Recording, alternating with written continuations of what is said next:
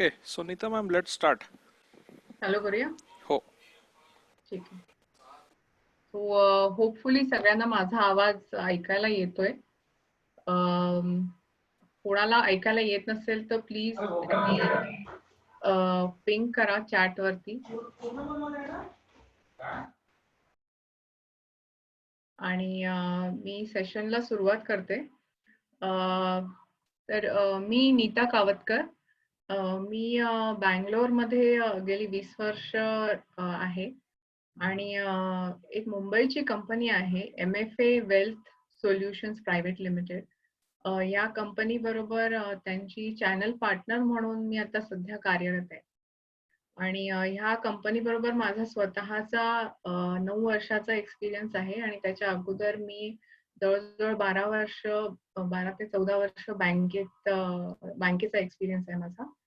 आणि ह्या कंपनीची जी फिलॉसॉफी आहे ती मला प्रचंड आवडली म्हणून मी सध्या त्यांच्याबरोबर चॅनल पार्टनर म्हणून काम करते.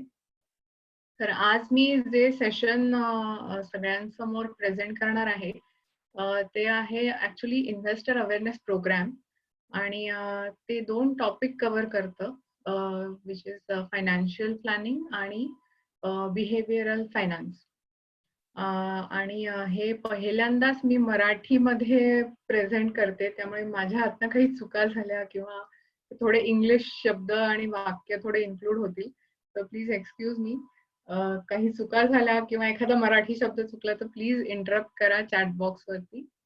आणि सेशनला स्टार्ट करण्या अगोदर बँगलोर मराठीचे कपिल इंगळे आणि त्यांची टीम यांचे खूप खूप आभार की त्यांनी मला ही संधी दिली हे सेशन हे प्रेझेंटेशन बँगलोर मराठी ग्रुपला द्यायला. तर मी आता सेशनला सुरुवात करते. ऍक्च्युली ह्या कंपनीतर्फे आम्ही बरेचसे फायनान्शियल लिटरसी प्रोग्राम किंवा इन्व्हेस्टर अवेअरनेस प्रोग्राम कंडक्ट करत असतो. आणि त्याच्यातलाच एक फायनान्शियल प्लॅनिंग आणि बिहेवियरल फायनान्स हा एक हे 2 भाग आहेत. तर आपण साधारण हे 2 टॉपिक एक 40 ते 45 मिनिटं मॅक्स त्याच्यात मी कव्हर करण्याचा पूर्ण प्रयत्न करीन आणि नंतर आपण 15 ते 20 मिनिटं हे सेशन क्वेश्चन आन्सर साठी ओपन करूया. तर सगळ्यात पहिली जी स्लाइड तुम्हाला दिसते ती आहे how are investment decisions taken today. तर इथे बेसिकली फायनान्शियल प्लॅनिंग ही जी कॉन्सेप्ट आहे ती सगळ्यांना आजकाल माहिती आहेच.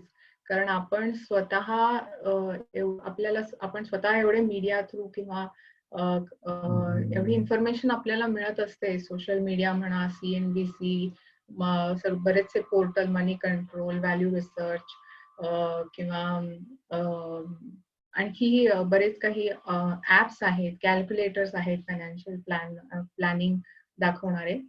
तर त्याच्यामुळे ही कॉन्सेप्ट आता भारतातल्या लोकांना नवीन राहिलेली नाहीये. ती बऱ्यापैकी जुनी झाली असं म्हणायला हरकत नाही. पण 10-15 वर्षापूर्वी ही कॉन्सेप्ट भारतात खूप नवीन होती.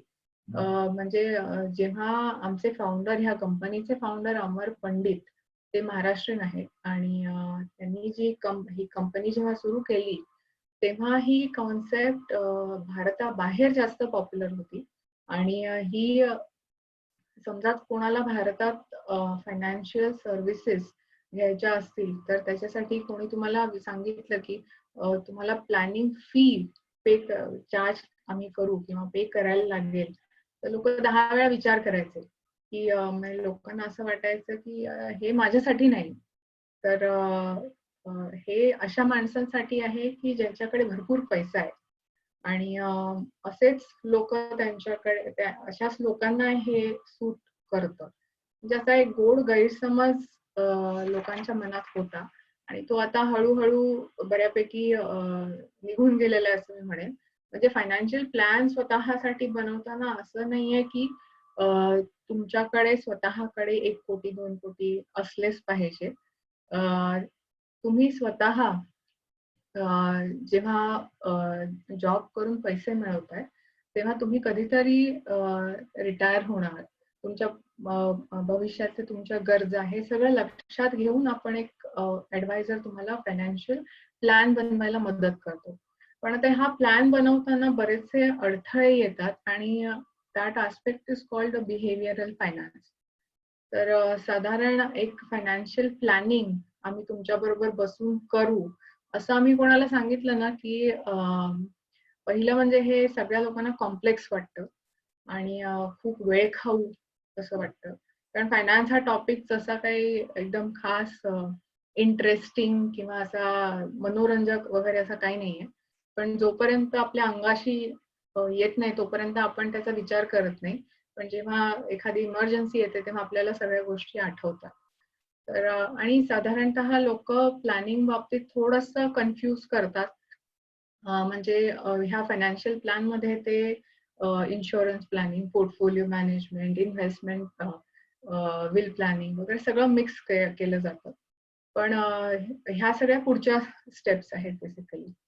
आणि दुसरं म्हणजे फायनान्शियल सर्व्हिसेस किंवा फायनान्शियल प्लॅनिंग म्हणायचं किंवा फायनान्सवाल्या माणसाला भेटायचं म्हटलं की लोकांना थोडासा एक संशय येतो की हा माणूस माझ्याकडनं इन्व्हेस्टमेंटची माहिती काढून देणार आणि मग सतत माझ्या मागे फॉलोअप करत राहणार की हे प्रॉडक्ट घ्या, ते प्रॉडक्ट घ्या.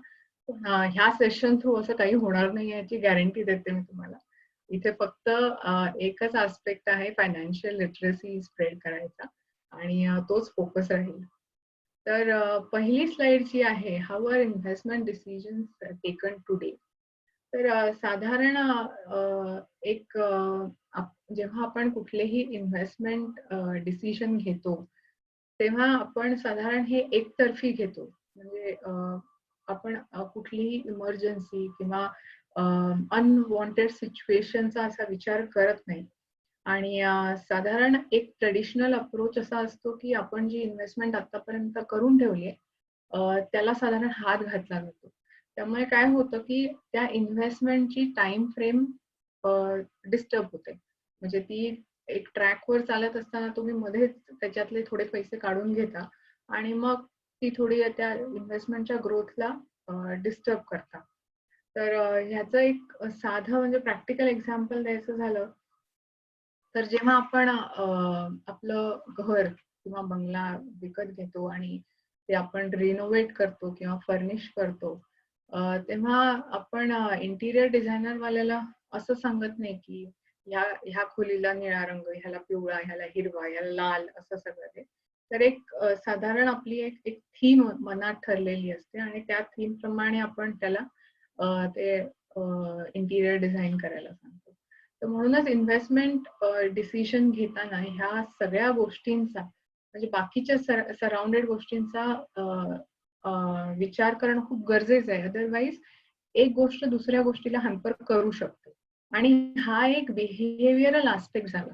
म्हणजे साधारण लोकांची मेंटॅलिटी थोडी अशी असते. आता मी माझ्या एक्सपिरियन्समध्ये मी जवळ-जवळ 250 ते 300 फॅमिलीजना भेटलीये पर्सनली आणि त्यांचा फायनान्शियल प्लॅन बनवलाय. त्यामुळे मी माझे एक्सपिरियन्स पण मी तुमच्याबरोबर शेअर करीन. त्याच्यानंतर आपली दुसरी स्लाइड आहे परसेप्शन व्हर्सेस रियालिटी.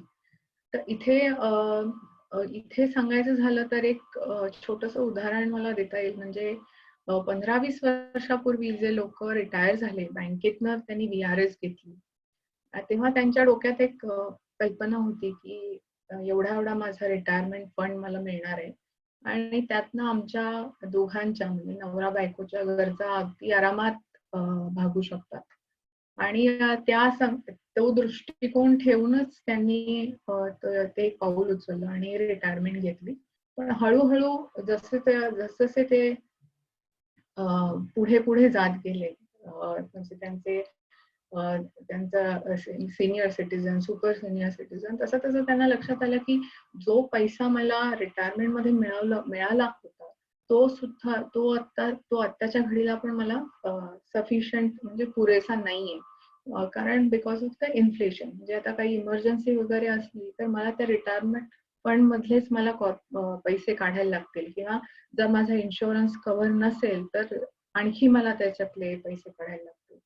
सो एक जी परसेप्शन आपली असते आणि एक रियालिटी असते, ह्याच्यात किती तफावत असते, ही बेसिकली ही स्लाइड सांगते. तिसरी स्लाइड आहे की investment versus complete financial life. So basically तुमची जी फायनान्शियल लाईफ आहे, इथे आम्ही दोन गोष्टी वेगळ्या ठेवतो, एक फिजिकल लाईफ आणि एक फायनान्शियल लाईफ. फिजिकल लाईफ प्रत्येक माणूस त्याचा विचार करत असतो, आणि पण फायनान्शियल लाईफचा जेव्हा विचार करायचा वेळ येतो तेव्हा थोडासा डिसिजन पुढे ढकलला जातो, की आता नको नंतर, आता नको नंतर. आणि मग जेव्हा आपण इयर एंडला टॅक्स आपल्याला पे करायची वेळ येते तेव्हा सगळ्यांचे डोळे उघडतात आणि मग अरे चला चला टॅक्स वाचवण्यासाठी काय काय करता येईल याच्याकडे आपण सगळेच जण धाव घेतो.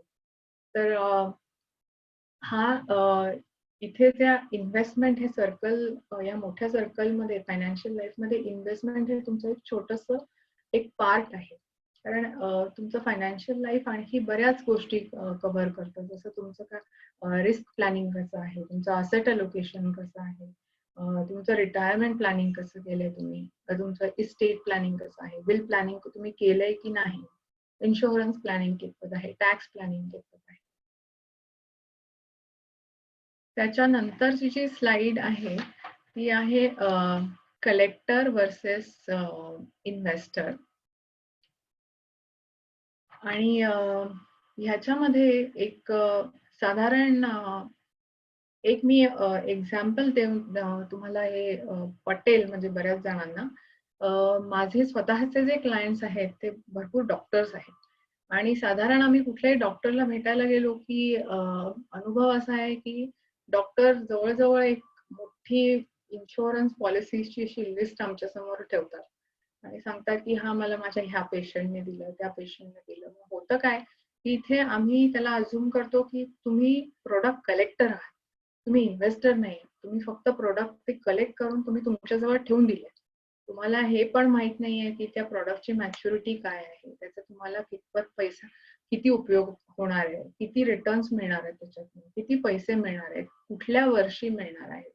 म्हणजे एकंदर काय होतं की जेव्हा एखादा सेल्स पर्सन किंवा प्रोडक्ट विकणार आपल्या समोर येतो तेव्हा आपण 10 गोष्टींची चौकशी करणं खूप गरजेचं आहे, की हे मी का घेतोय, ह्याचा मला काय उपयोग होईल, ह्याचा मला कसा उपयोग होईल, किती उपयोग होईल.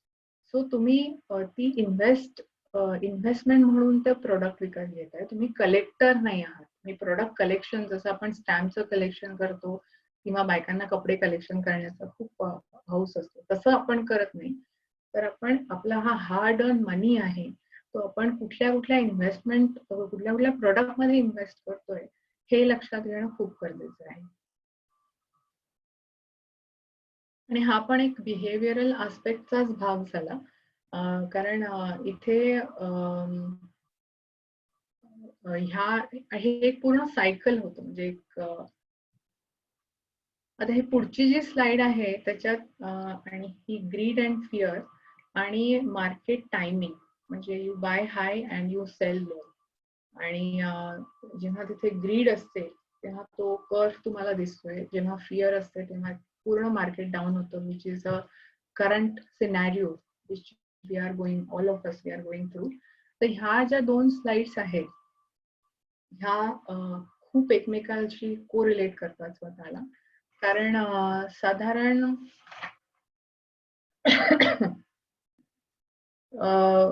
माणसाची एक नॅचरल टेंडन्सी कशी असते की एक आपण हर्ड मेंटॅलिटी फॉलो करतो. जेव्हा हर्ड मेंटॅलिटी मी सांगते, म्हणजे इथे एका माणसाने डिसिजन घेतलाय तोच डिसिजन कदाचित दुसऱ्या माणसाने पण घेण्याची शक्यता जास्त असते. आता काही ठिकाणी असं पण होऊ शकतं की आपण आपल्या मित्राने किंवा मैत्रिणीने हा इन्शुरन्स इन्व्हेस्टमेंट म्हणून घेतलाय, म्हणून मी पण हा इन्शुरन्स इन्व्हेस्टमेंट म्हणून घेतो. किंवा कदाचित जेव्हा तुम्ही तुमची फॅमिली ग्रो करता तेव्हा सुद्धा असे काही डिसिजन्स घेतले जातात. तेव्हा हा जो आपण निर्णय घेतो त्या क्षणी तो कदाचित काही वर्षानंतर आपल्याला चुकीचा वाटू शकतो. पॉसिबिलिटी तशी खूपच जास्त असते. किंवा जर आपण जो निर्णय घेतलाय तो घेताना आपण आपल्याला समजा प्रॉफिट न होता लॉस झालं तर ह्याची आपली तयारी आहे का? हे पण एक विचार करणं खूप गरजेचं असतं. आणि त्यासाठी आपण कुठलीही हर्ड मेंटॅलिटी फॉलो न करता, जसं आत्ताची एक तुम्हाला उदाहरणच देऊन सांगायचं झालं तर आत्ताच जर तुम्ही मार्केटची ट्रेंड बघितली की 2008 रिपीट झालंय परत 2020 मध्ये, जिथे लोकांनी आपल्याकडचे स्टॉक्स विकले, म्युच्युअल फंड्स विकले आणि त्यांना मार्केटमधनं ते बाहेर आले. सेल जास्त झाल्यामुळे मार्केट बरंच ऑलमोस्ट 30-40% पडलं. आणि ही एकंदर भीती जी लोकांच्या मनात होती की आर्थिक मंदी येणार, इकॉनॉमिक स्लो डाऊन होणार, त्यामुळे बऱ्याचशा लोकांनी ही पावलं उचलली गेली. लोकांकडून ही पावलं उचलली गेली आणि मेजरली ही भीतीपोटीच झालेली आहे. सो ही एक नॅचरल टेंडन्सी झाली माणसाची की कुठलाही इन्व्हेस्टमेंट डिसिजन घेताना हे दोन इमोशनल आस्पेक्ट तुमच्या डिसिजनला अफेक्ट करतात. आता मार्केट टायमिंगचं म्हटलं तर साधारण बऱ्याच वेळेला काय होतं की लोक इन्व्हेस्ट करताना विचार करतात, जास्तीत जास्त विचार करतात. म्हणजे आज हे वर जात आहे का खाली जात आहे. आजच मी तुम्हाला उदाहरण देऊन सांगते की माझ्या नवऱ्याला काही पैसे मार्केटमध्ये इन्व्हेस्ट करायचे होते, तर तो अजून वाट बघतोय की आणखी किती खालती येईल. तर मी त्याला ऍज अ ऍडवायझर म्हणून सल्ला देत होते की आता आणि किती खाली यायची वाट बघायची, आता बास झालं. आता तुझ्याकडे पैसे आहेत तर तू इन्व्हेस्ट कर. पण ही एक माणसाची टेंडन्सी असते की आत्ता नको, मार्केट अजून खालती येईल, अजून स्लो डाऊन होईल, अजून बिझनेसेस अफेक्ट झालेले आहेत, त्यामुळे आणखी मार्केट खाली येण्याची भरपूर शक्यता आहे. तर ह्या सगळ्या फ्लो मध्ये काय होतं, तुम्ही अपॉर्च्युनिटी मिस करत जाता. आणि ह्याला आणखी बरीचशी कारणं पण कारणीभूत आहेत. जसं म्हणजे एकतर तुम्हाला एक अंदाज येत नाही आपला की आपण किती रिस्क घेऊ शकतो आणि तुमची केवढी लॉस सहन करायची क्षमता आहे. कारण कधी कधी काय होतं की बऱ्याचदा तुम्ही पहिल्यांदाच मार्केटमध्ये इन्व्हेस्ट करणारे असता, तेव्हा कदाचित आज नको उद्या करून आपली ही बस निघून जाते आणि तिथे आपला अपॉर्च्युनिटी लॉस होतो ऍक्च्युली. आणि मग असे डिसिजन ऍक्च्युली बराच काळ पोस्टपोन होत जातात. आणि मग जेव्हा तुम्हाला चांगला ऍडवायझर मिळतो तेव्हा तो तुम्हाला एक दिशा दाखवून पुश करून त्याच्या मदतीने तुम्हाला मार्केटमध्ये गुंतवणूक करता येते. तर हे मार्केटला टाइम न करता काही प्रश्न आपण स्वतःला विचारले पाहिजेत अशा वेळी. आणि त्याच्यातले 2-3 महत्वाचे प्रश्न म्हणजे असते की लोकांचा फोकस जास्त रिटर्न्स वर असतो. का तर म्हणजे मी हे फक्त स्पेसिफिकली मार्केट बद्दलच ही स्लाइड आहे, मार्केट बद्दलच मी सांगते. तर लोकांचा फोकस जास्त रिटर्न्स वर असतो. पण लोक ही गोष्ट विसरतात की स्टॉक मार्केट तर 40 वर्ष कार्यरत आहे, पण मी होतो का 40 वर्ष स्टॉक मार्केटमध्ये? नाही. कदाचित मी जन्माला पण आलेलो नसेन. कदाचित भीतीपोटी मी काहीच इन्व्हेस्ट केलेलं नसेल, किंवा आता जेव्हा 2018 नंतर मार्केटने थोडी चांगली ग्रोथ दाखवली तेव्हा मी इन्व्हेस्ट केलेलं असेल आणि आता परत मार्केट पडलं. तर मार्केट तर आहे, इन्व्हेस्टमेंट तर रिटर्न देत आहेत, पण तुम्ही आहात का त्या मार्केटमध्ये त्या तेवढ्या वेळासाठी? आणि हा मार्केटचा जो वेळ आहे तो काही वेळेला खूप मोठा असू शकतो. म्हणजे साधारण 8 ते 10 वर्ष सुद्धा असू शकतो जर डायरेक्ट इक्विटी तुम्ही म्हणत असाल तर, किंवा कोणी म्युच्युअल फंड तर्फे सिप करत असतील किंवा लमसम इन्व्हेस्टमेंट करत असतील तर तो थोडा स्पॅन आता वाढलेला आहे. म्हणजे जिथे आपण आधी 12 ते 15% रिटर्न एक्सपेक्ट करायचो, त्याच्यासाठी आता आपल्याला आणखी 1-2 वर्ष ऍडिशनल नक्कीच घालायला लागतील. तर जेव्हा असा इन्व्हेस्टमेंट डिसिजन घ्यायची वेळ येते तेव्हा लोकांनी स्वतःलाच हे प्रश्न विचारले पाहिजे की जर मी मार्केटमध्ये नाहीये तर मी कसा काय कमेंट करू शकतो या रिटर्न्स बद्दल. जेव्हा मी मार्केटमध्ये उतरेन तेव्हा definitely I have a right to question. पण तोपर्यंत there are certain things which are beyond your control which you cannot control, so just don't think about those things. So आतापर्यंत ज्या ह्या मी स्लाइड्स दाखवल्या ह्या बऱ्याचशा बिहेवियरल फायनान्शियल रिलेटेड आहेत. म्हणजे तुम्ही एखादे इन्व्हेस्टमेंट डिसिजन घेताना तुमचे डिसिजन्स कुठल्या प्रकारे किंवा कसे अफेक्ट होऊ शकतात आणि त्याच्यात एक इमोशनल डिस्टर्बन्स येऊन तुमचे डिसिजन तुम्ही कसे पोस्टपोन करत जाता. सो इथे जेव्हा तुमच्याबरोबर तुमचा फायनान्शियल कोच असतो तो तुम्हाला चांगलं एक्सप्लेन करून सांगू शकतो की हा बघा तुम्ही हा आस्पेक्ट न बघता दुसरा आस्पेक्ट बघा इन्व्हेस्टमेंटचा आणि he or she will keep you on the track. तर आता आपण पुढची जी स्लाइड आहे, what is the right way to take investment decision. तर ह्याच्यासाठी फायनान्शियल प्लॅनिंग हे खूप गरजेचं आहे. म्हणजे इथे मी आता तुम्हाला फायनान्शियल प्लॅनिंग करताना काय करतात आणि त्या आपण ते कसं करायचं, कुठल्या कुठल्या गोष्टींचा विचार करायला लागतो आणि ते का करावं. तर ते का करावं ह्या आस्पेक्ट कडे मी पहिल्यांदा जाते. जेव्हा इथे का करावं ह्या आस्पेक्ट मध्ये साधारण 2-3 फॅक्टर्स फॅक्टर इन करते मी. पहिलं म्हणजे भाववाढ म्हणजे इन्फ्लेशन, जे आपल्याला प्रत्येकालाच माहिती आहे. जिथे आपण इथे कोणी मुंबईचं असेल तर जो मुंबईत वडापाव 20-25 वर्षापूर्वी जो 5-10 रुपयाला मिळायचा आता साधारण आपल्याला त्याचीच जास्त किंमत द्यायला लागते. सो हे एक इन्फ्लेशन हा एक जो फॅक्टर आहे, दिस इज मेन रिझन की आपल्याला फायनान्शियल प्लॅनिंग करणं खूप गरजेचं आहे.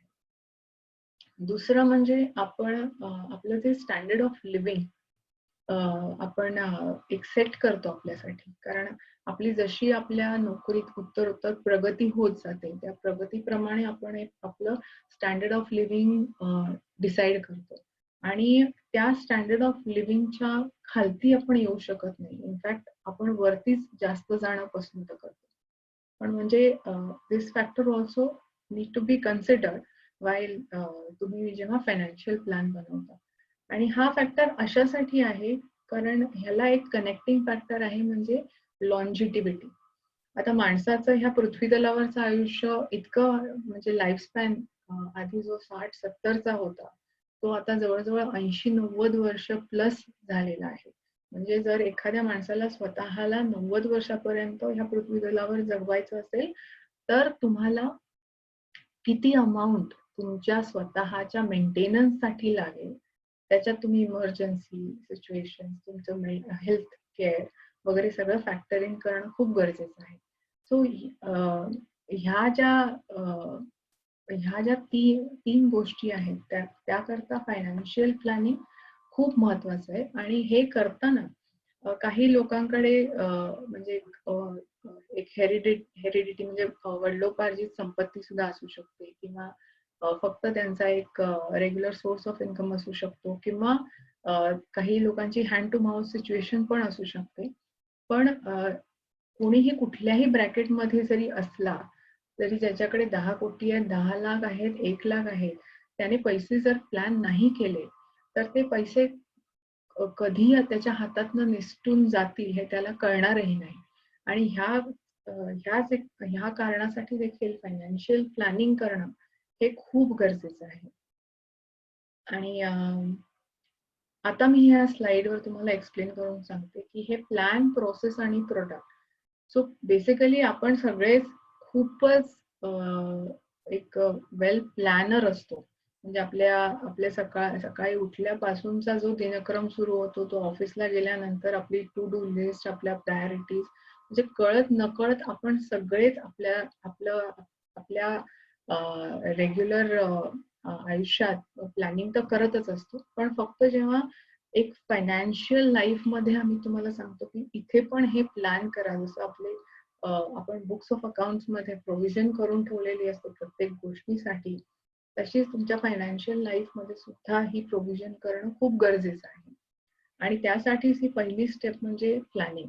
जिथे कोणी काही एखादं प्लॅन आपल्या स्वतःसाठी बनवलेलं देखील असेल, कोणी काही एक्सेल यूज करून केलं असेल, कोणी काही ऍप यूज करून केलं असेल, तर ते त्याने फायनान्शियल कोचेस बरोबर बसून समजून घेणं अगदी आवश्यक आहे की तो कुठल्या ट्रॅकवर आहे, is it going in right direction का, आणि कुठे चुका होत आहेत, अजून त्याच्यात काय इम्प्रूव्हमेंट पाहिजे. तर हे एक डिसाईड केल्यानंतर आपण कुठला प्रोसेस त्याच्यासाठी यूज करतो. म्हणजे त्याच्यासाठी तुम्ही मल्टिपल तुमच्याकडे प्लॅटफॉर्म्स आहेत जे तुम्हाला एक प्रोसेस डिझाईन करून देऊ शकतात. आणि मग तुमचा लास्ट फोकस जो असतो तो प्रोडक्ट वरती, तिथे ही इन्व्हेस्टमेंट इन्स्ट्रुमेंट्स जी तुम्ही सिलेक्ट करू शकता. आणि दुसरा एक महत्वाचं म्हणजे जेव्हा आम्ही कुठल्याही फॅमिली बरोबर फायनान्शियल प्लॅनिंग त्याचं करायला बसतो, तेव्हा आम्ही एक इम्पॉर्टंट आस्पेक्ट म्हणण्यापेक्षा एक गोष्ट आम्ही जबरदस्तीने आम्ही त्यांना करायला लावतो, म्हणजे नवरा बायकोनी दोघांनीही बरोबर बसून हे फायनान्शियल प्लॅनिंग करणं खूप गरजेचं आहे. कारण त्याचा इम्पॅक्ट असा होतो की काही गोष्टी ज्या नवऱ्याला माहीत नसतात त्या बायकोकडनं आपण एक्सपेक्ट करू शकतो. आणि त्याप्रमाणे तुम्हाला प्रायोरिटी डिसाईड करता येते की कुठल्या गोष्टीला किती प्रायोरिटी द्यायची. आणि एक कॉन्फिडन्स एक बिल्ड होतो, एक ट्रस्ट डेव्हलप होते. आणि तो प्लॅन जेव्हा आम्ही जॉट डाऊन करतो, तेव्हा तो प्लॅन लिहिताच पूर्ण फॅमिलीला आणि आम्हाला कळायला लागतं की अरे ह्या फॅमिलीचे हे टार्गेट्स आहेत. म्हणजे तुमचे एक एक गोल, जसे आपण नोकरी करताना किंवा कुठल्याही प्रोजेक्टमध्ये जसं आपण टार्गेट सेट करतो की मला ह्या आठवड्याला ही डिलिव्हरी द्यायचीच आहे, तसंच मी जेव्हा आम्ही फायनान्शियल प्लॅन करतो प्रत्येक फॅमिलीचा, तेव्हा त्या फॅमिलीला ती एक गोल त्यांच्या डोळ्यासमोर दिसायला लागतात आणि ती लिहिली जातात. आणि जेव्हा तुम्ही लिहिता तेव्हा ती गोल्स अचीव्ह करण्याची पर्सेंटेज हे 90 पेक्षा जास्त आहे. म्हणजे आणि त्याच्यात तुम्ही कम्प्लिटली सक्सेसफुल होता, कारण तुम्ही ते तुमच्या डोक्यात रजिस्टर होतं. आणि that gives you a very good night sleep. म्हणजे जे रिटर्न्स ऑन इन्व्हेस्टमेंट तुम्हाला स्लीप देणार नाही, कारण ते आज आहेत उद्या नाही. पण हा जो फायनान्शियल प्लॅनिंगचा अप्रोच तुम्ही स्वतःच्या आयुष्यात आणला, तर हा आस्पेक्ट एक तुम्हाला अक्षरशः म्हणजे एक सुखाची झोप निश्चितच देऊ शकतो. आणि ह्याचा अनुभव मी स्वतः तिथे घेतलेला आहे. सो याच्यासाठी ह्या स्टेप्स मध्ये प्लॅनिंग करणं खूप गरजेचं आहे. जसं तुम्ही पहिले प्लॅन करा आणि मग प्रोसेस निवडा आणि मग त्याच्यासाठी लागणारी इन्व्हेस्टमेंट डिसिजन निवडा. आता ह्या प्रोसेस मध्ये काय होतं सांगते. जेव्हा आपण कुठल्याही गोष्टीचा किंवा आपल्या हार्ड अर्न मनी जेव्हा we want to invest somewhere, तेव्हा आपण बऱ्याचशा अनवॉन्टेड गोष्टी म्हणजे नको असलेल्या गोष्टींचा विचार करतो.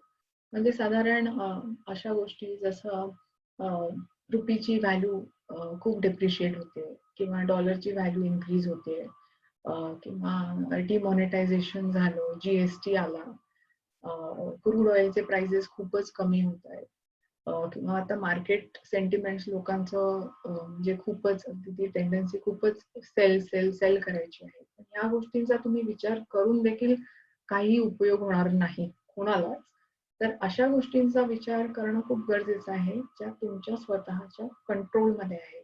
आणि तुमच्या स्वतःच्या कंट्रोलमध्ये असलेल्या गोष्टी म्हणजे तुमचा स्वतःचा कॅश फ्लो, तुमचे स्वतःचे खर्च, आणि त्याच्यावर तुम्ही त्याच्यामधनं तुम्ही कशी तुमची वेल्थ निर्माण करू शकाल. सो हा एक आस्पेक्ट समजून घेणं खूप गरजेचं आहे. आणि दुसऱ्या व्होलॅटिलिटीकडे लक्ष न देता, अनसर्टनिटीकडे लक्ष न देता, एक आपण आपल्या गोलवर टार्गेटवर लक्ष दिलं तर डेफिनेटली लोकांनी टार्गेट्स अचीव्ह केलेली आहेत. हे मी स्वतः याचं जिवंत उदाहरण आहे. कारण माझ्या क्लायंट्सचा स्वतःचा एक्सपिरियन्स म्हणजे घेतलेला आहे, त्याच्यावरनं सांगते. जसं स्टीफन कोवेने सांगितलंय, की ज्या गोष्टी तुम्ही कंट्रोल करू शकत नाही असा विचार करण्यापेक्षा, ज्या गोष्टी तुमच्या कंट्रोलमध्ये आहेत त्याचा विचार करा आणि त्याचाच तुम्हाला जास्त फायदा होईल. सो इथे आहे goal versus everything else. So financial planning करताना बेसिकली भरपूर गोष्टी लक्षात घेणं किंवा नोट डाऊन करणं खूप गरजेचं असतं. त्या गोष्टी मी थोडक्यात इथे तुम्हाला सांगते. जसं आम्ही जेव्हा फॅमिली बरोबर बसतो तेव्हा प्रत्येक फॅमिलीमध्ये किती माणसं आहेत, नवरा बायको मुलं त्यांचे आई वडील डिपेंडन्स, नंतर प्रत्येकाच्या काय काय गरजा आहेत. जसं नवरा आणि बायको दोघंही मिळवणारे असतील तर ते कधीतरी एके दिवशी रिटायर होणारच, म्हणजे त्यांचं रिटायरमेंट प्लॅनिंग झालं. मुलं असतील तर त्यांचं शिक्षण म्हणजे पोस्ट ग्रॅज्युएशन ग्रॅज्युएशन त्यांच्या लग्नाचे खर्च. तुम्हाला एखादा बिझनेस करायचा असेल 5-10 वर्षानंतर तर त्याच्याबद्दल तुमचा काय प्लॅन आहे. तुम्हाला स्वतःची जी गाडी आहे एक्झिस्टिंग ती तुम्हाला अपग्रेड करायची आहे तर ते तुम्हाला कधी कुठल्या वर्षी कुठलं मॉडेल जे काय अपडेट करायचं आहे ते. आणि सगळ्यात महत्वाची गोष्ट म्हणजे हेल्थ केअर. तर हेल्थ केअरशी हेल्थ केअर संबंधी बोलायचं झालं तर कंपनी ज्या कंपनीसाठी तुम्ही काम करता किंवा ज्या कंपनीचे तुम्ही ओनर आहात त्या कंपनीतर्फे तुम्हाला किती मेडिक्लेम आहे अवेलेबल आहे तो तुम्हाला वाढवावा लागेल का तेवढाच ठेवला तरी चालणार आहे. तुमच्यावर जे डिपेंडन्स आहेत त्यांचा काही हेल्थ एलिमेंट आहे का, मग तुम्हाला किती मेडिक्लेम पाहिजे, तुम्ही कोणाकडनं घेणार आहात, किती अमाऊंटचं पाहिजे, म्हणजे या सगळ्या एक तुमचा टर्म प्लॅन असतो तर तो तुम्हाला किती अमाऊंटचा घ्यायला पाहिजे. तुमच्या डिपेंडन्सचा जेव्हा तुम्ही हयात नसताना तुमचे डिपेंडन्सचा किती खर्च असेल, त्याच्यासाठी तुम्हाला काय प्रोव्हिजन टर्म प्लॅन थ्रू केली पाहिजे. अशा सगळ्या भरपूर गोष्टींचा विचार केला जातो आणि ह्या सगळ्या गोष्टी एक पेपरवर लिहिल्या जातात आणि तेव्हा जेव्हा तुम्ही एक एक एक एक एक एक एक टिक करत जाता की हा हे माझ्याकडे आहे, हे माझ्याकडे आहे, हे माझ्याकडे आहे, आता हे नाहीये, तर माझा काय पहिली प्रोसेस असेल की मला पहिली स्टेप काय घ्यायची आहे. म्हणजे ही क्लॅरिटी आपल्याला खूप मिळते आणि त्याच्यासाठी हे गोल सेटिंग किंवा टार्गेट समजणं हे खूप गरजेचं आहे. तर आतापर्यंत मी हे जे सांगितलं ते बरंच फायनान्शियल बिहेवियरल फायनान्स आणि त्याच्या संबंधित जेव्हा फायनान्शियल प्लॅनिंग करताना how behavioural finance affect your decision ह्याच्याशी रिलेटेड होतं. पण काही एक 2-3 तुम्हाला प्रॅक्टिकल एक्झाम्पल जी तुमच्या कायमच्या लक्षात राहतील कुठलाही इन्व्हेस्टमेंट डिसिजन घेताना कधीही. म्हणजे तो तुमचा एफ-डी मध्ये असो का रिअल इस्टेट मध्ये असू दे का पीपीएफ मध्ये असू दे, पोस्ट ऑफिस मध्ये असू दे का गोल्ड बॉन्ड्स किंवा फिजिकल गोल्ड किंवा स्टॉक मार्केट डायरेक्ट इक्विटी मध्ये असू दे, म्युच्युअल फंड मध्ये असू दे, फ्युचर अँड ऑप्शन्स मध्ये असू दे, विच इज व्हेरी रिस्की. तर कुठलाही हा इन्व्हेस्टमेंट डिसिजन घेताना आपण काही गोष्टी लक्षात ठेवणं खूप गरजेचं आहे. जसं एक प्रॅक्टिकल एक्झाम्पल जे आम्ही सगळ्यांनाच देतो आणि जास्त करून आम्ही विच इज आपल्या आयुष्यातलीच आहेत ही. जसं जेव्हा मूल जन्माला येतं तेव्हा तुम्ही मूल जन्माला आल्यानंतर त्याला लगेच चालायला सांगत नाही रे, तुम्ही त्याला टाइम फ्रेम देता. 1 वर्ष 2 वर्ष तुझी टाइम फ्रेम घे आणि मग तू चालायला लाग. म्हणजे काय, तू स्वतःची स्ट्रेंथ निर्माण कर स्वतः आणि मग चालायला लाग. तसंच इन्व्हेस्टमेंट्स आहे. तुम्ही कुठलाही डिसिजन घ्या, कुठल्याही प्रोडक्ट मध्ये इन्व्हेस्ट करा. एक टाइम फ्रेम तुम्ही जर त्याला दिली नाही तर तुम्ही त्याच्याकडनं तेवढा रिटर्न अपेक्षित नाही करू शकत. आणि कुठलाही तसंच एक प्रॅक्टिकल एक्झाम्पल जे आम्ही जास्त करून डॉक्टरच्या बाबतीत सांगतो म्हणजे जेव्हा 2 पेशंट डॉक्टरला भेटायला जातात आणि त्यांना सारखा आजार आहे, पण डॉक्टर एक step by step process follow करतो. म्हणजे तुम्हाला पहिला एक्झामिन करेल, मग तुम्हाला टेस्ट प्रिस्क्राईब करेल आणि मग औषधं देईल. तर ह्या ज्या स्टेप्स आहेत त्या आपण पण तशाच फॉलो केल्या पाहिजेत आपल्या फायनान्शियल लाईफसाठी. कारण डॉक्टर तुम्हाला तुमच्याकडे बघून गोळ्या देणार नाही, which is be very risky. म्हणून तो जो स्टेप्स फॉलो करतोय त्या स्टेप्स तुम्ही पण तुमच्या इन्व्हेस्टमेंटसाठी फॉलो करा आणि त्याप्रमाणे तुमची प्रोडक्ट द्या. कारण जेव्हा डॉक्टर मेडिसिन देईल, 2 माणसांना जरी आजार सारखा असला तरी थोड्या फरकाने तो मेडिसिन देईल. कदाचित काही माणसांचं वजन जास्त असतं तेव्हा त्याच्याप्रमाणे त्याला औषध द्यायला लागेल. काही ज्यांचं वजन कमी असतं त्याच्याप्रमाणे त्याला औषध द्यायला लागेल. म्हणजे थोडा फार 19-20 चा फरक हा असणारच आहे. तर ह्या 2 गोष्टी आपण ज्या प्रॅक्टिकल आपल्या जीवनात अनुभवतो ह्याच आपल्या इन्व्हेस्टमेंटला सुद्धा लागू होतात. त्यामुळे एखाद वेळेला म्हणजे बऱ्याच वेळेला जेव्हा मी माझ्या क्लायंट्सना भेटायला जाते, तर असेही क्लायंट्स आम्हाला भेटतात, ते सांगतात की अरे मी आज इन्व्हेस्टमेंट केलं आणि उद्या मार्केट पडलं. म्हटलं तुम्हाला पैसे उद्या हवेत का? उद्या जर हवे असते तर मी तुम्हाला सांगितलंच नसतं मार्केटमध्ये इन्व्हेस्ट करा, बरोबर?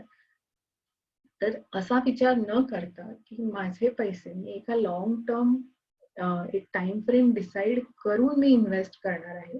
त्यामुळे मला त्याला डिस्टर्ब न करता माझी लिक्विडिटी, माझी इमर्जन्सी नीड कशी याची कशी काळजी घेतली जाईल, ह्या सगळ्या गोष्टीचा विचार हा फायनान्शियल प्लॅनिंग मध्ये येतो आणि त्याची प्रॅक्टिकल आयुष्यात आपल्याला खूप मदत होते.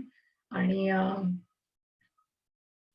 आणि हे सगळं करताना जर तुमच्याबरोबर फायनान्शियल कोच असेल, तर जो जास्त प्रोडक्ट बद्दल न बोलता, कारण प्रोडक्टची जी टेक्निकल इन्फॉर्मेशन जे लोक साधारण एक अनालिसिस करतात की आज हा स्टॉक वर गेला, उद्या हा स्टॉक वर गेला, किंवा ह्याची एनएव्ही जास्त आहे, त्याची एनएव्ही जास्त आहे, तर ह्या सगळ्याचा अनालिसिस न करता, कारण असं आहे की जो अनालिसिस करतो तो स्वतः त्या प्रोडक्ट मध्ये इन्व्हेस्ट करतो की नाही हे पण तुम्ही बघणं खूप गरजेचं आहे. कारण जसं सीएनबीसी वर जे लोक सांगतात की आज हा प्रोडक्ट घ्या, आज हा स्टॉक घ्या, उद्या हा स्टॉक उचला, आज हा विका, उद्या तो विका, ते स्वतः हे करतायत का? का ते फक्त इन्फॉर्मेशन म्हणून आपल्याला देतात? हे एक अंडरस्टँडिंग प्रत्येक इन्व्हेस्टरला असणं खूप गरजेचं आहे. तर आता थोडक्यात मी आधीच्या सेशन मध्ये आय थिंक बऱ्याच म्हणजे तुम्हाला इन्व्हेस्टमेंट प्रोडक्ट्सची माहिती मिळाली असेलच, पण मी एक ब्रीफ म्हणून मी एक माहिती देते. प्रत्येक आपल्या इंडियन इकॉनॉमीमध्ये जी इन्व्हेस्टमेंट इन्स्ट्रुमेंट्स आहेत आपल्याला अवेलेबल त्याची, जसं आपला नॉर्मल टेंडन्सी ट्रेडिशनल अप्रोच म्हटलं तर पोस्ट ऑफिस इन्व्हेस्टमेंट, बँकांचे एफडीज इन्व्हेस्टमेंट, हे सगळे safe for the time being, it is called safe investment. पण प्रत्येक जण ह्याच्याकडे बघण्याचा अप्रोच प्रत्येकाचा वेगळा असावा. जसं senior citizen, super senior citizen ज्यांना स्वतःचे पैसे प्रोटेक्ट करायचे आहेत, त्यांनी जास्तीत जास्त ह्याचा फायदा घ्यावा.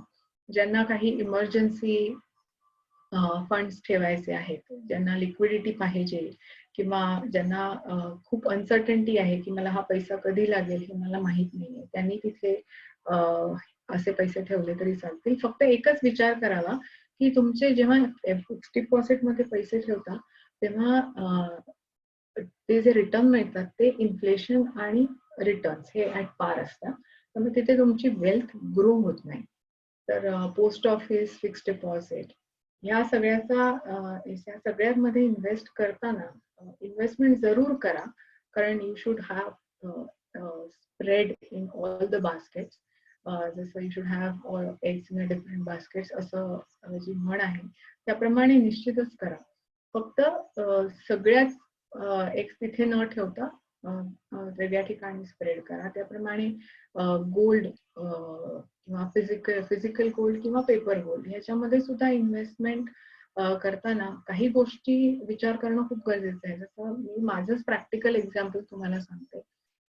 मी एक्स बँकर आहे आणि ह्या कंपनीमध्ये मी जेव्हा जॉईन झाले, माझा नवरा चार्टर्ड अकाउंटंट आहे आणि आम्ही अगदी ट्रेडिशनली इन्व्हेस्टमेंट एक पॅटर्न फॉलो करायचं, म्हणजे रिअल इस्टेट आणि फिक्स्ड डिपॉझिट. त्याच्या व्यतिरिक्त आम्हाला मार्केट बिर्केट काय माहित नाही, कारण कोणी कधी अशी व्यवस्थित इन्फॉर्मेशनच दिली नाही.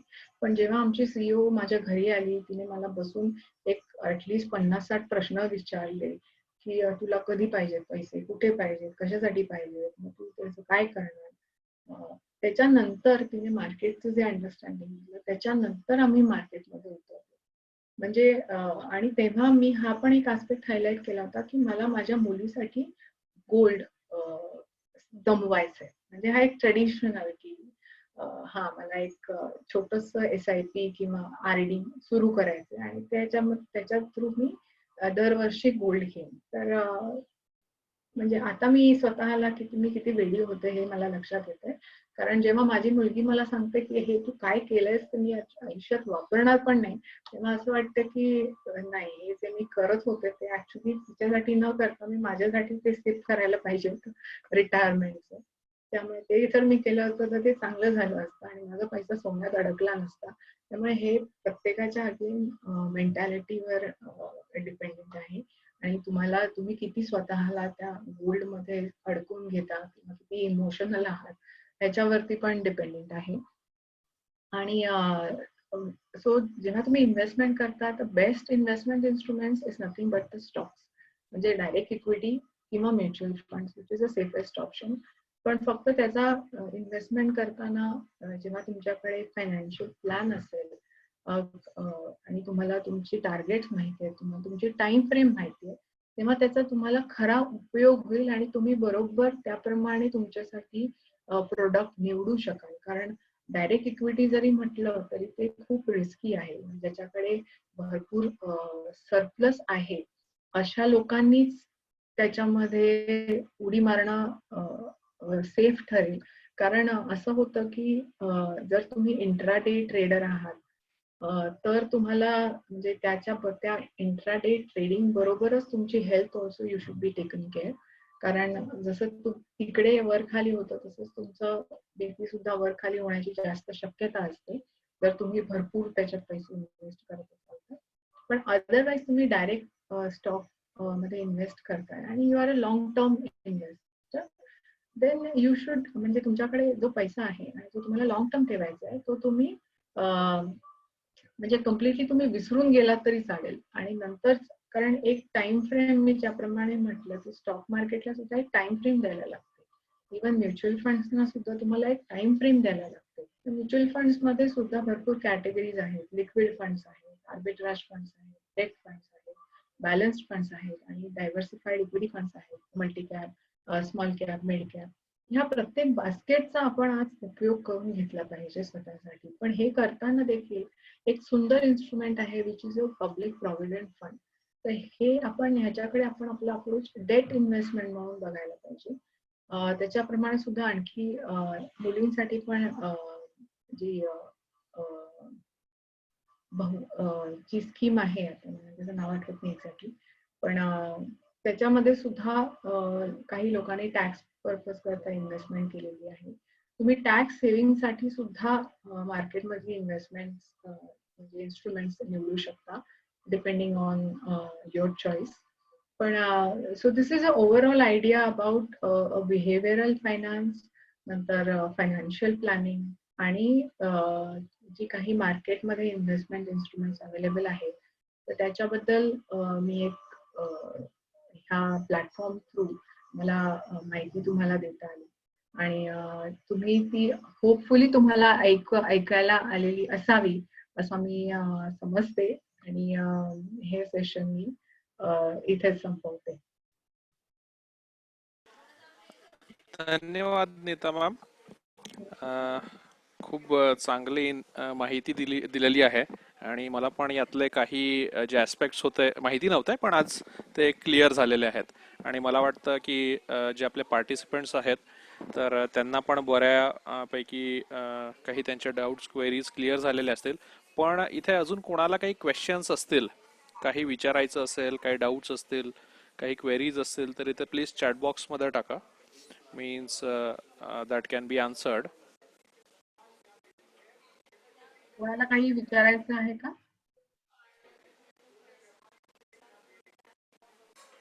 हो, दॅट्स ग्रेट. म्हणजे मी असं अज्युम करते की सगळ्यांना सगळं समजलंय.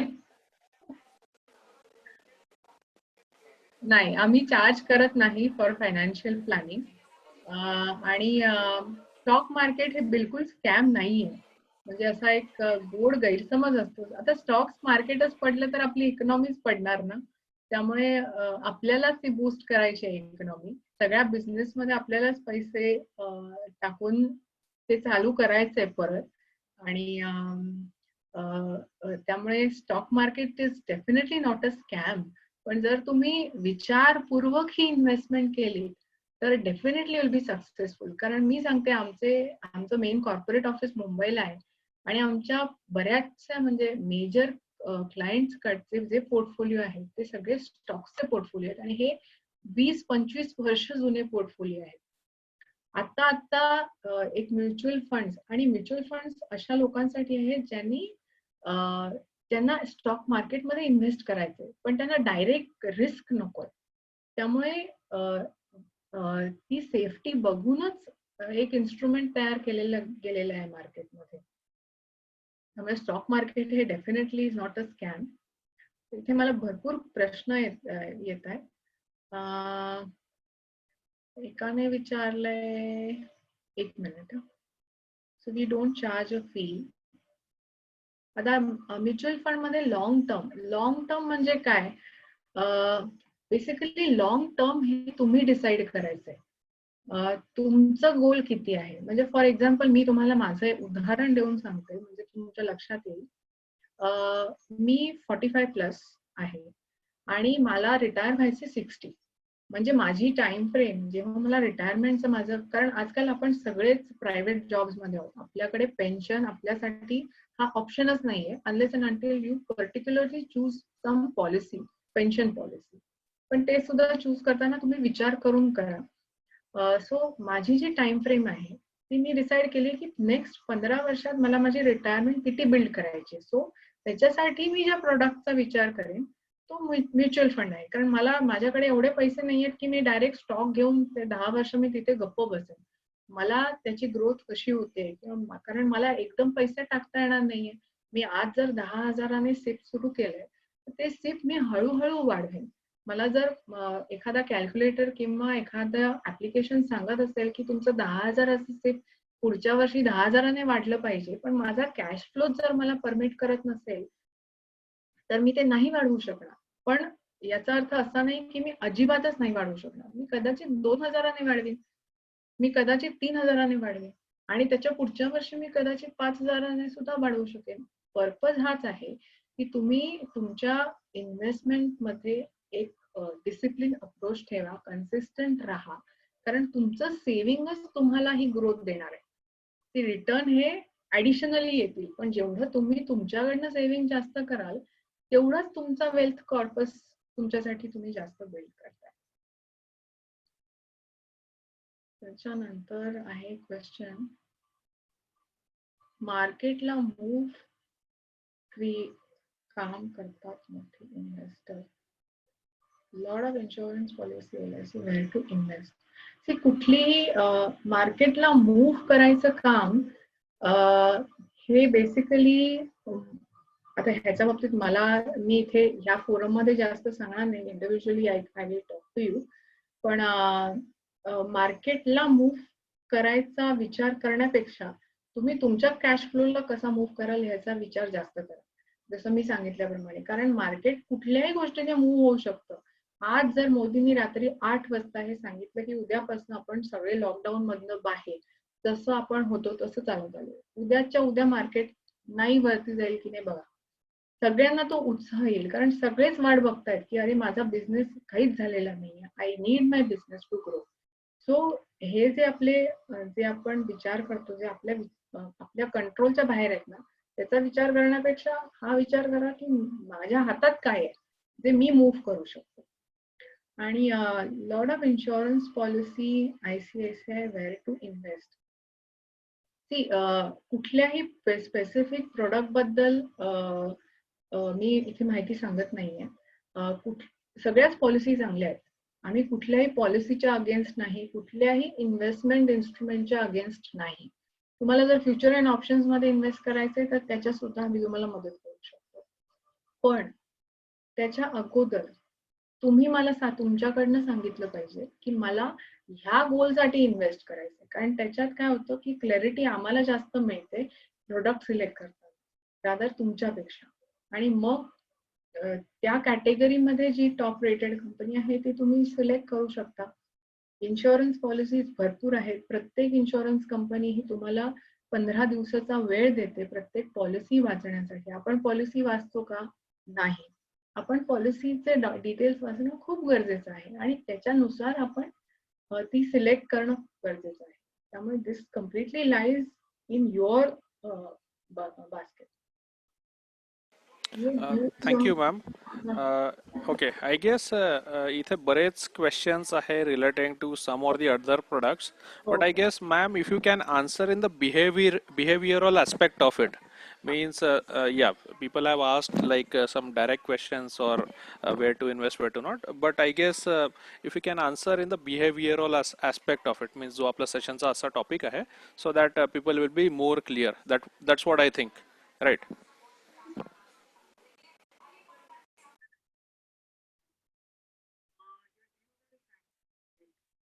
मॅम तुमचा आवाज येत नाहीये, एक मिनिट. आता येतोय? हो, आता येतोय, आता येतोय. येस. हा. ती कुठलीही जेव्हा तुम्ही इन्व्हेस्टमेंट करता आणि ती इन्व्हेस्टमेंट जसं फ्रँकलिन म्हणताय तुम्ही, फ्रँकलिनचा प्रॉब्लेम डिफॉल्ट नाहीये, ते डिफॉल्टर्स नाहीये. त्यांच्याकडे लिक्विडिटी क्रंच आहे आणि ही लिक्विडिटी क्रंच काय आहे? कारण त्यांची इन्व्हेस्टमेंट दुसरीकडे कुठेतरी अडकली आहे, ती मॅच्युअर नाही झाली. ती मॅच्युअर झाली तर त्यांना तिकडनं पैसे मिळतील आणि मग ते इन्व्हेस्टरचे पैसे परत देतील. त्यामुळे असं नाहीये की कुठलाच डेट फंड सेफ नाहीये. डेट फंड त्यांच्या कपॅसिटी प्रमाणे त्यांना रेटिंग दिलेलं आहे. त्या रेटिंग प्रमाणे आपण जे चांगले रेटिंग देतील त्याच्यातले सिलेक्ट करायचे. आणि कुठलीही समजा तुम्ही आता IPO म्हणताय, one person has 1 lakh in the bank account can invest for 6 months. What do you suggest? Right time to invest. ते मी परत एकदा एक सांगते, कुठलीही इन्व्हेस्टमेंट घ्या तुम्ही, NPS म्हणा किंवा इन्व्हेस्टिंग इन गोल्ड म्हणा किंवा ELSS म्हणा, तुमच्या गोलला, तुमच्या रिक्वायरमेंटला ती कशी उपयोगी पडेल हे तुम्ही बघितलं पाहिजे. म्हणजे प्रत्येक इन्व्हेस्टमेंट चांगली आहे, NPS पण चांगला आहे, त्याचे काही ऍडव्हान्टेजेस आहेत, काही डिसएडव्हान्टेजेस आहेत. IPO सुद्धा चांगले आहेत, पण ते प्रत्येकाच्या कपॅसिटी प्रमाणे प्रत्येकाने इन्व्हेस्ट केलं पाहिजे. काय होतं IPO मध्ये, जेव्हा तुम्ही इन्व्हेस्ट करता तेव्हा तिथे एक लिस्ट असते, त्या लिस्ट प्रमाणेच प्रेफरन्स दिला जातो. त्यामुळे असं नेसेसरी नाहीये की तुम्ही जर अप्लाय केला तर तुम्हाला मिळेलच याची गॅरंटी नाही. आणि गोल्ड मध्ये तुम्ही, जसं मी माझा एक्सपिरियन्स सांगितला त्याप्रमाणे, आपण ज्या काळात राहतोय तिथे गोल्डची जे एक थिंकिंग आहे, कारण मी हे तुम्हाला का सांगते की आपली जी पुढची पिढी जी आहे ना, ही खूप विचारपूर्वक पैसे युटिलाइज करणारी आहे आणि ते like to live in a hand to mouth situation. म्हणजे त्यांचं असं नाही की मी आपल्या घर घेऊन ठेवीन आणि मग आणखी इन्व्हेस्ट करत राहीन.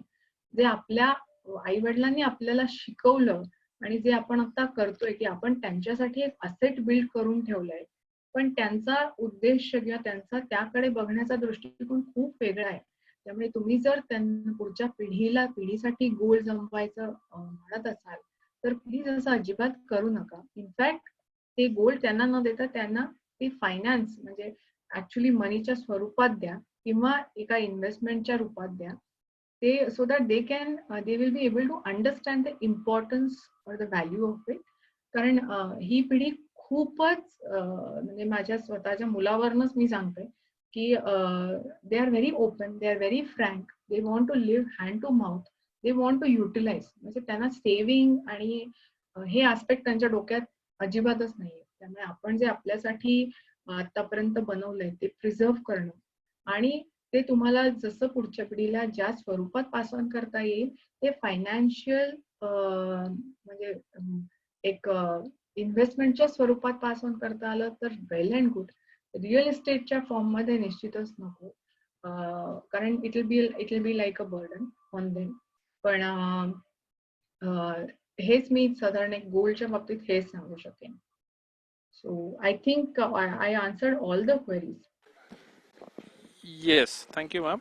मला वाटतं we got a consolidated answer for all these questions. Yes. Yeah, thank you very much. I guess Apurva, is this a question? YOLO, FOMO. Okay, it's kind of sort of information, I guess. Okay, fine. तुम्हाला सगळ्यांना हे जर, Hello. you can reach out to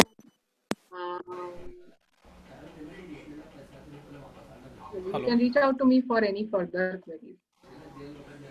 Yes, yes. So I guess कोणाला अजून काही questions असले तर you can reach out to ma'am in person. So इथे आपण आजचं सेशन क्लोज करूया. So thank you once again ma'am. Thanks a lot for delivering this wonderful session. And आणि thank you बरीच once माहिती again, मिळालेली आहे. Kapil, for giving this opportunity. Yeah, thank you. Yeah. So thank you all for joining in. आता आपण इथे session बंद करू आणि let's meet in tomorrow's session. So thank you ma'am. Thank you all. Good night. Bye. Thank you. Thanks, Kapil.